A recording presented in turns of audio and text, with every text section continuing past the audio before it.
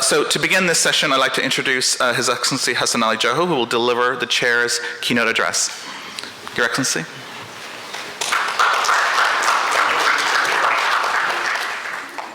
I come from a city where at some point we had open centers of radicalization. I come from a city where, as a governor and the leader of that city, could not enter certain mosques to be able to pray when I wanted to. But here we are 2 years after we rolled out specific programs that we could now sustain peace and tranquility at the grassroots level. We were able to recapture our mosques and now use the centers of prayers and resourcing and sharing of a narrative that is pro-people. I want to say the importance of counter-narrative is that you do not leave the ideology that is one-sided to continue to capture and escalate emotions of the young people in our cities. We offer an alternative narrative because we believe that for far too long, many cities chose to ignore and allowed the indoctrination of the young people. And many of us have assumed for far too long that probably by the use of guns or security agencies alone will be able to help us to secure our cities. But I want to tell you, in Mombasa we had a mosque, a very famous mosque. This mosque were openly sending young boys to Somalia and probably come back to hit at us, even back home. At some point, the national government, through the police force, decided to close the mosque. So therefore, there was closure of the mosque, and therefore, unfortunately, for those that understand Islam, you realize when certain things are done, what only happens is that you have escalated emotions. And therefore, those that believe in the cause or do not would also seize the opportunity to share their anger. So I want to tell you, we succeeded because we realized, as leaders, we could not do it on our own. We needed civil society, we needed the community around the mosques, and we needed also leadership across the board. I hear this notion that every speaker that comes forward says that we need to have Muslim leaders or moderate leaders to speak. I think we also need to look at the other side of the coin. You also must remember the leadership of churches and mosques are basically driven or are followed by captive audience. It is very rare that somebody would stand up to seek clarification or to seek or to ask a question. But I know very well political leadership can and indeed have a much larger following. And it does not matter what religion you come from. You only need to understand humanity.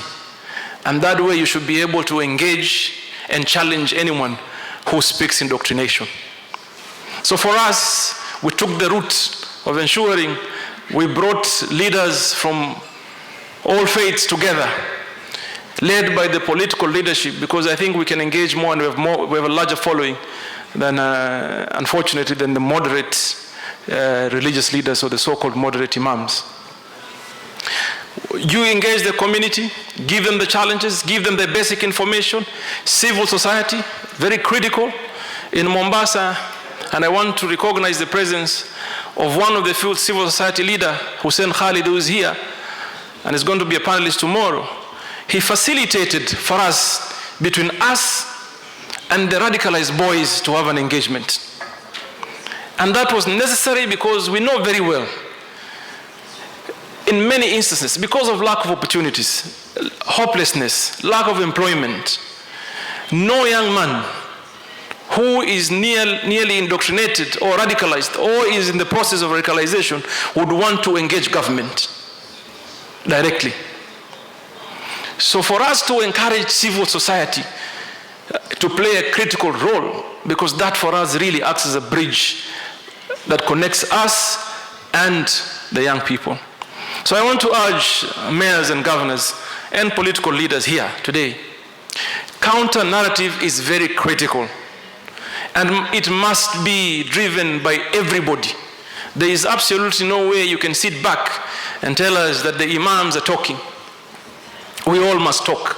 It doesn't matter whether you're a Christian, whether you're a Muslim, whether you're whatever faith, whether you're an atheist, it does not matter. What matters is the respect to humanity.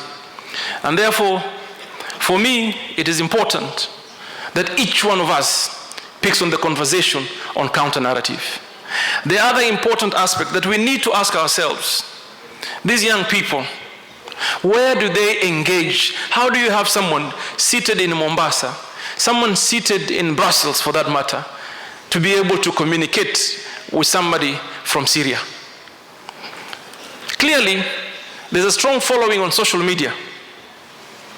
And then, for us, we have to make a choice. We do not need to reinvent the wheel, in my own opinion, is to go and tackle the issues where they are. And one very important point is that it is time that we use all avenues.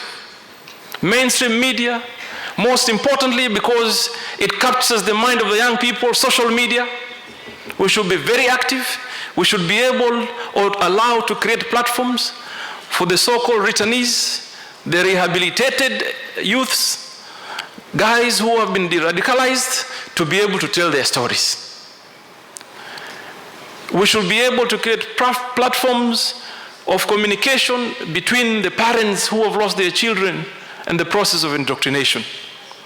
We know, as much as some of us are pained, that people who are pained the most are the mothers who have lost their children to go to war and taking away humanity, taking away life. But do we engage them? Do we give them that opportunity to share with us their pain so that we can come in and help? What is the process if you see that a child is headed towards the wrong direction? Then what are the avenues that you could take? And I want to tell you, I have personally engaged with some young men who have gone to Somalia, for example, and came back. And I can stand here without fear or favor and tell you that there is no way you can convince me or even to imagine you can tell me that Al-Shabaab or Al-Qaeda is a Muslim organization. It is not. Because when they come to take away a life, they don't ask you for your religion, your citizenship, your race. When they come with the suicide bomb, they don't interact with you. One of the young boys who went to Somalia came back and told me, one of the reasons as to why I chose to come back, I was recruited and I was told that if I went there, I'm going to go to the closest gates of heaven. I will be given an opportunity to say hello to Prophet Muhammad ﷺ on my resurrection. I will be married off to 70 virgins and I will choose 70 people to go to heaven with. So a 19-year-old gets excited, imagining that if I go there, be able to pick my girlfriend, my cousins, and therefore he easily goes and gets trained and start taking away lives.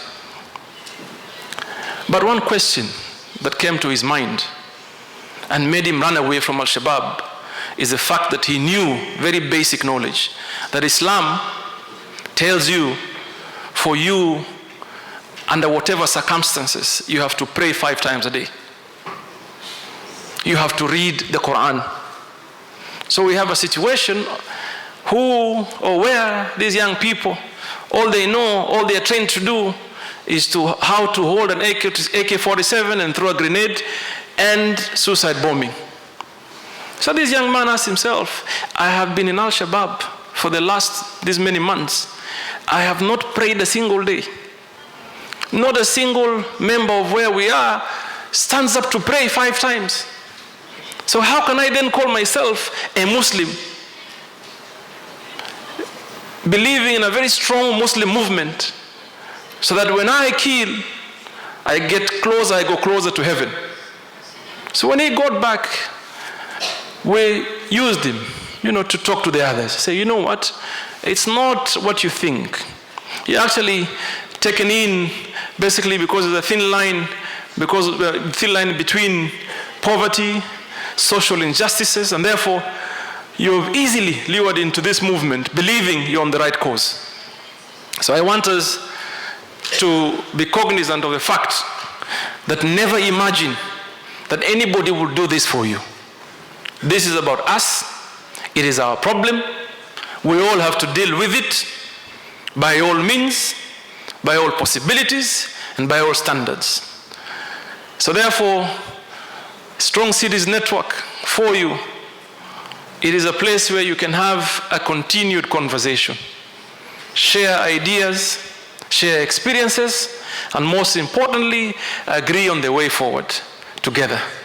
As much as some of the issues may be seen to be local issues, they have a global effect. I want to end here, because I know there are other honorable speakers that I'm looking forward to listen to. But I want us, when it is possible, to network, to engage, and share our experiences. Thank you very much, and God bless you.